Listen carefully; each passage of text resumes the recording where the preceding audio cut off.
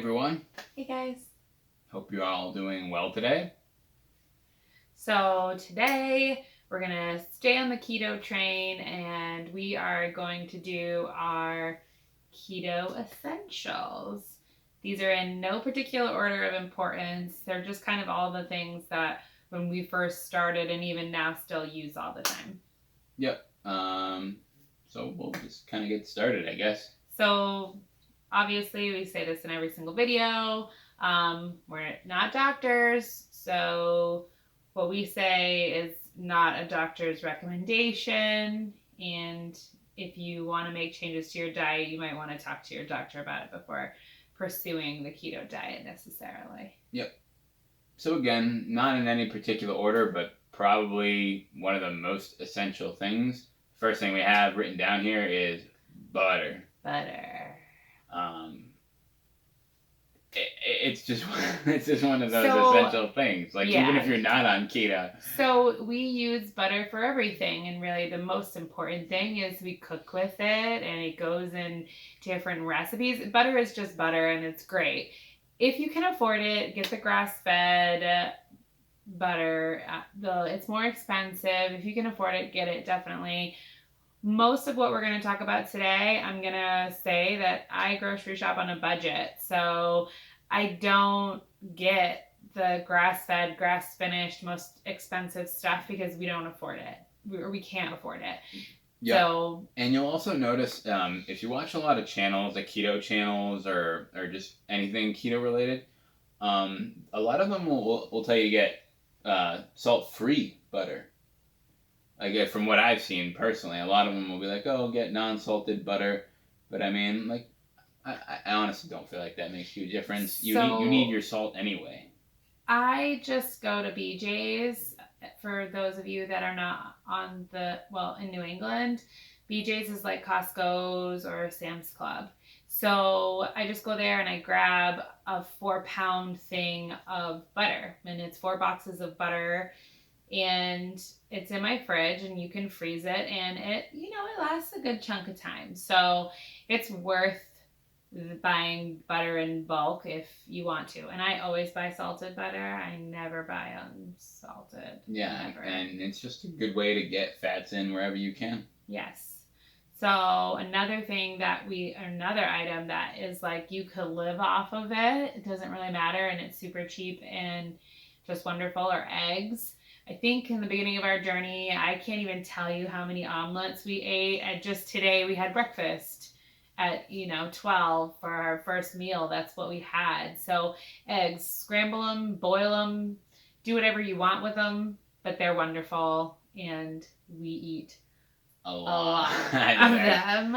I think at one point, what did we have? Like, we had like 3 24 boxes. They come in 18. 18s, okay, but we had like 3 boxes of 18 eggs in our refrigerator because we eat a lot of them. Yeah, sometimes we'll just pre-boil. We boil a whole dozen, and then I'll make egg salad with them, but then we'll just eat them hard boiled. We eat them on a salad, or you can make deviled eggs. Really just love eggs. Yeah, and they're kind of like, as we go along, I'll say these kinds of things, but good protein, good fat. That's true. The next one is olive oil. So a lot of keto people will do avocado oil. I'm not a huge fan of it. I don't really like the way it tastes. So not a huge avocado oil person here personally. So I just get extra virgin olive oil. I look for the expeller press. I don't get the garbage. I get the nice stuff. And that's where I splurge a little, is on olive oil, because we're using it all the time for anything that we're cooking. We're either cooking with butter or cooking with olive oil. We're not cooking with anything else. I do have coconut oil, but that's not on our essentials list because I don't really like it. Yeah, so I used it for some things, but I mean, but going back to olive oil though, you splurge on it because getting the bigger bottle, it lasts longer. Oh yeah. And it's actually cheaper than getting multiple of the smaller bottles. Yeah, and it's a good source of healthy fat, so you can't really go wrong with that. So that's one of the items I do spend more on because it lasts longer. I don't buy with eggs. I don't buy the pasture raised, cage free eggs because those go for like between $3 and $5 for 12, like just for a dozen, and that's just not realistic for us. Yeah, we've eaten a lot of eggs. Yeah, so it's really expensive. I mean, Aldi sells eggs for like 79 cents. So, yeah, that's where I buy my eggs most of the time if I'm there. Definitely. Another thing that I like we life source is coffee. It doesn't matter what kind of coffee, really. It's just coffee. Coffee itself is not going to do anything to you. It shouldn't have any carbs or anything in that. It's what you put into your coffee. I never liked bulletproof coffees, so that's not something I ever did. He did them for like a couple of weeks. I did for a little while, but I found that bulletproof coffee which is coffee with butter and coconut oil blended all up. But I found that I was getting fat from other sources, so it wasn't really extremely necessary to do all that. I think just in the beginning, kind of like testing the waters of different things. Yeah, what we liked and didn't like. But coffee, especially for us, because we fast, we use coffee as that bridge. And I think I did mention that in a past video. Yeah. We use it as a bridge to get to our next meal, so we're feeling fuller.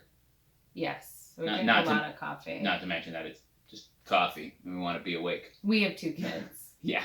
Well, 3 kids, but we have kids, so coffee is an essential part of our home.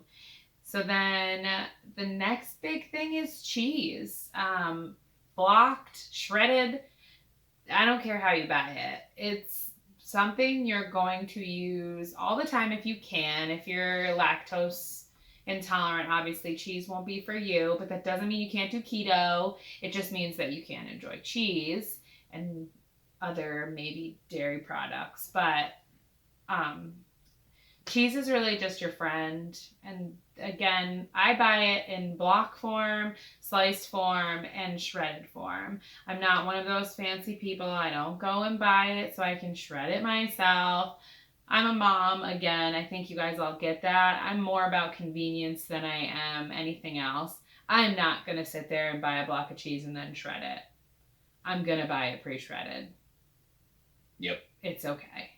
Yep, but again, cheese is one of those things that, like, if you have it shredded, throw it in the omelet. If you you have slices, we put cheese on our like little sausage patties. Yeah. I'll split one cheese across sausage patties. Yeah. And that makes it taste good. Obviously there's burgers, all the normal cheese stuff. Think about what you can put cheese on, and that's it. And then also cheese is just a great snack opportunity. We buy the Baby Bells, anything like that, string cheese. They're all awesome. The next one is ground beef. A staple. Yeah, I mean, ground beef is one of those things that it's a staple in any household that eats meat. Yeah, I think so. Definitely. It's like chicken breast. Yeah, I mean, you make burgers with it, you can make tacos with it, and even the same thing with keto. I mean, kind of like, except no bun and no... I make a meatloaf with ground beef. That's really good, and I even made it like home style, so it still had the ketchup sauce. I don't know if everyone does it like that, but that's how I know meatloaf to be. So it has like a ketchup sauce on top of it, and I made it with sugar-free ketchup, mustard, and the Swerve brown sugar, and it was so delicious. Yeah. I couldn't even I was like, how is this so good? But it was makes really, like the really best good. Meatloaf. Yeah, meatloaf was on point. But I'll also just make like taco bowls, or I'll just cook some broccoli and I have coconut aminos, and I'll make like a ground broccoli Asian inspired thing and throw it on cauliflower rice. This really, ground beef is one of those versatile items that you might be eating the same protein multiple times, but it's not always the same meal. that's kind of what I love Yeah. about ground beef. It's one of those things that just, It I takes, could it take takes out 3 flavor. pounds. Yeah, I could take out 3 pounds and I have 3 different dinners and probably lunch the next day, and I'm not going to be sick of it ever. The next thing on our list here is deli meats. So, Cassie, not so much at the beginning, but at least for me, the beginning of keto for us, I ate a lot of deli meats and still do. We make little roll ups with ham, turkey, and cheese. I ate a lot of roast beef. Sometimes we had salads where we were just breaking up a crap ton of deli meats because deli meats don't really add like a whole lot of anything.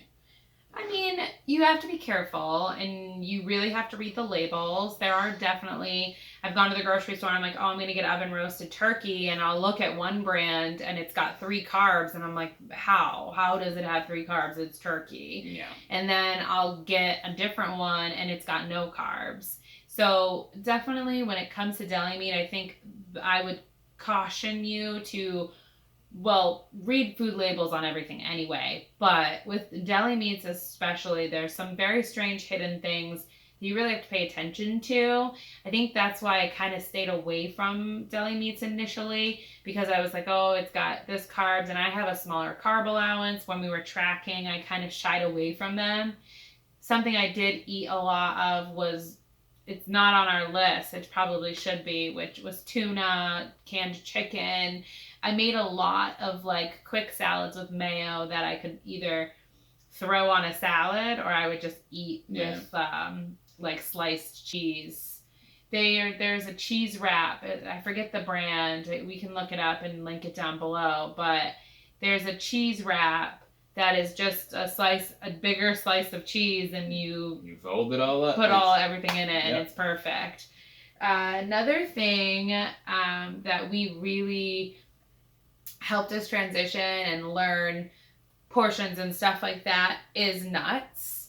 So obviously you can research which ones are low carb.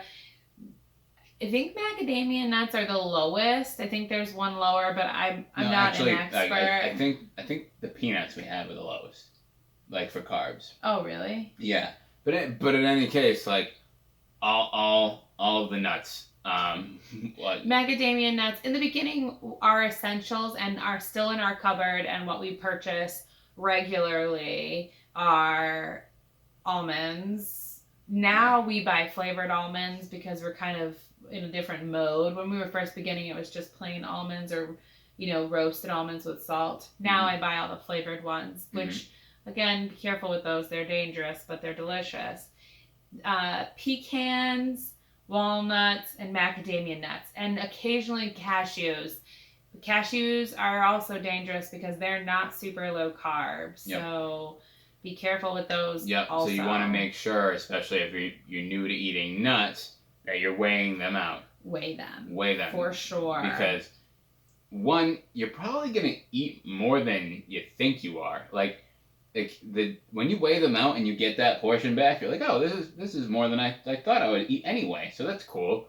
But you do want to weigh them out. Yeah, Tony was using them as like a fill-in. While we were eating, if we were eating lunch and he maybe wasn't quite full, he'd be like, oh, I'm gonna have some pecans because I need to get a little bit more fat. It was when we were tracking on Carb Manager. It was like, new. It was like, oh well, I mean, I had this, but I'm not really hitting this, so. I could have some nuts. Yeah. And I did not think that I was going to be like someone that... He makes fun of it all the time, actually. He's like, oh, I'm choosing my words carefully here. Yeah. I thought I was never going to be this kind of person who just chooses to eat pecans. Yeah. Which, inside trick, and I'm sure some of you already know this, but if you're looking for pecans and walnuts, don't necessarily go to like the snack aisle. Look in the baking aisle, especially for those two in particular, because I think it's the brand is Fisher maybe. They in the baking aisle, they're like half the price, but they're the same exact thing as if you bought them in the snack aisle, but the snack aisle might also have, like, they have sugar and salt and all those things on it. So that's where a must. The next thing is also a must, but it seems like a no-brainer, which is salads. Yep. We ate a ton of salad, not because we were like, oh, we have to cut down our calories. Because if you watched our What I Eat in a Day, a salad for me is not like a piece of lettuce and... No, they're regular, like, restaurant-sized salads. They're huge. And it's chock full of stuff. I put eggs on it. I put cheese. I put olives and cucumbers if I have them, and bacon and meat. And the dressings that we use are full-fat dressings. So I'm not talking about, like, a wimpy little side salad over here. Salad. I'm talking about a salad, like a meal of a salad. So, and with that, I said and/or baby spinach, which I used to just buy huge bags of baby spinach because we all know when you cook spinach, it becomes like nothing. So I would just buy that. And I think for our first week of keto, I remember this vividly. I think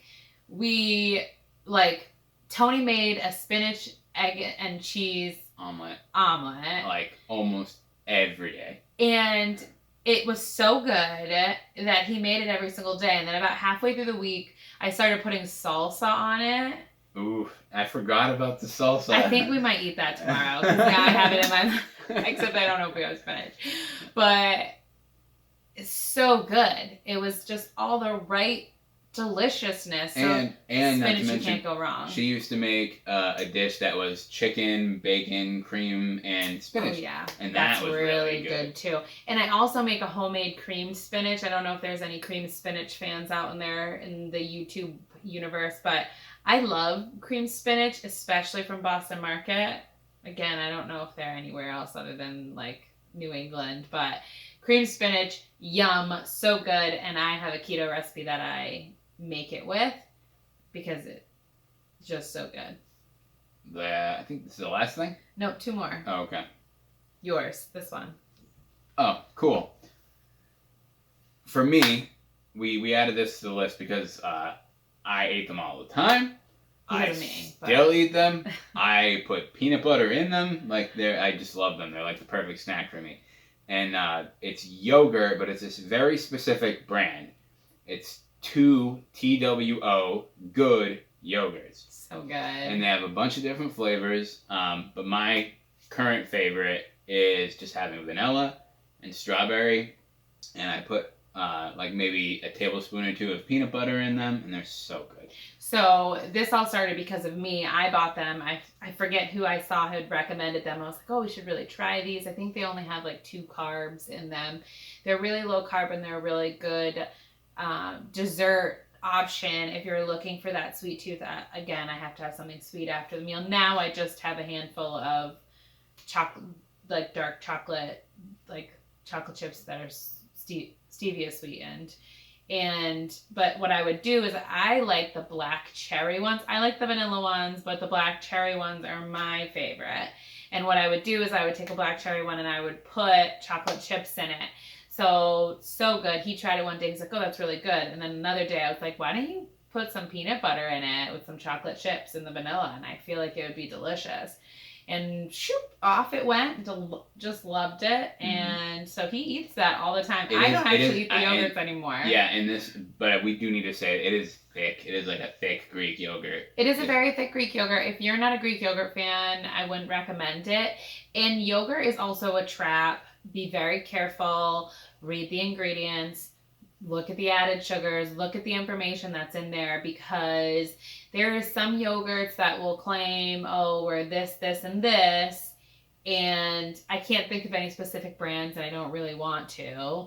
They'll say that they're this, the keto trap, and then you look at the macros on it and you're like, I can't eat this. That's practically a meal. I'm not going to get full off of a yogurt. So be very careful when picking a yogurt, but we recommend that brand. If there was another brand comparable to it, let me know. I would love to try it, because maybe there is another brand that's equally as good. I'd be totally open to it, but they're just the ones that we happen to get. I also buy those in bulk. unless Price Chopper's having a sale, then I'll get 10 for 10 because then you can get variety. But usually BJ's has a 10 pack, and I think it's like $12 for 10 yogurts, which is convenient because if they're not on sale, they're like $1.40 a piece. So not super budget friendly all the time. Yeah, but for sales, they are low carb, and yes. yeah, I mean they're good. I already mentioned these when I was talking about the yogurts, but stevia itself, like the liquid stevia drops or packets of stevia, whatever it may be, is a lifesaver ingredient, something that you need. I drink my coffee black, but I still put sweetener in it. You can do other keto sugar substitutes, whatever really works for you. Monk fruit is good also. We just happen to, I like the taste of the stevia. And our bodies jive with stevia. What? Yeah, yours do good with the erythritol. You don't do good with, is it maltodextrin? Anything with maltodextrin in it? Yes, so some of the big bags of stevia that you'll find in the grocery store, when you read the ingredients, which I still do all the time, it actually has stevia but maltodextrin with it as like a preservative in the big bags, and I can't do it. I have a reaction to it. So I just look for whatever brand of stevia is on sale. That's the one I'll get. I don't have a preference. We really do like, I used to get the Thrive Market one, which it's a bottle like this. It's like $13, maybe a little bit more if you buy it at like Whole Foods, but I get it through Thrive, which there's a discount for that. And it lasts such a long time. You're only using drops at a time, so it's really easy. But then with that, obviously stevia sweetened chocolate is my drug of choice after dinner, after lunch. That's what I'll have. I will have a handful of them. But so I used to do the serving size, but I don't anymore. The point of this, though, is us recommending this, is that it helps to kind of curb that want of, I need sugar with my coffee, or I need to eat chocolate. Like, you can still enjoy these things with a sugar or a sweetener substitute. So yeah, I get that a lot. People ask us about our coffee in particular and how we drink it, and I tell them you can still add sweetener. It's just you don't want to add like cream, and if you are going to add cream, add a little heavy cream. But if you can try and drink it black with a little sweetener, and you'll learn. We drank it black with nothing for a little while, right? I could never. I used to be like, I'll never drink coffee black. I won't do it. I can't do it. And then one day we were home and I had like iced coffee in the fridge, and I just poured myself a glass. I put a couple of drops of, they're called sweet drops. This one tasted like vanilla, and they're stevia drops. And I just put a little bit in my iced coffee, and it was like, from there on out, I was like, I don't need cream. What does cream even add? And then I find now when I add cream to my coffees that I brew at home, I don't like it. If I'm out, you lose like flavor. Yeah, if I'm out, I'll get a coffee with cream, but when I'm at home, I black with a little sweetener. Simple. But stevia is really one of those things that you want to have. At one point, we had a squirt bottle in the diaper bag. I had one in my purse. We had one here. Just kind of keep them all around because you never know where you're going to need them and at what point. So it's a good thing to have. But that's really our whole list. Just to let you guys know, I kind of alluded to it. I predominantly shop at just a few grocery stores. I shop at Walmart. I shop at Price Chopper. I don't know if that's outside of New England also. I'll look it up and see. But there's BJ's, which again I think is the New England thing, and Aldi. I love Aldi. The problem there though is I can't always get everything that I need for my family in one shopping trip, so sometimes I do find myself needing to go to other stores, but those are the ones that I predominantly go to. I will occasionally go to Trader Joe's and Whole Foods when the budget allows it. They're obviously not as budget friendly, so I can't go and do my whole family's grocery shopping at Trader Joe's and Whole Foods. I would love to, but I can't. Unfortunately, that's just not where we're at in life. So we really, stick to the stores that have the best sales. And I will shop around and look for things. Mm-hmm. And that's just what we do. If you guys like what you hear, let us know. Give us one of these. One of these. Comment. Let us know what we're doing. If you like it. Yeah, subscribe. If you don't like it, let us know what we can do, what you want to hear. Yeah, what you want to hear about. If you're interested in hearing more from us, subscribe, share, tell your friends about us. All the happy stuff. Yeah. All right, but we'll catch you next time. Bye, guys. Bye.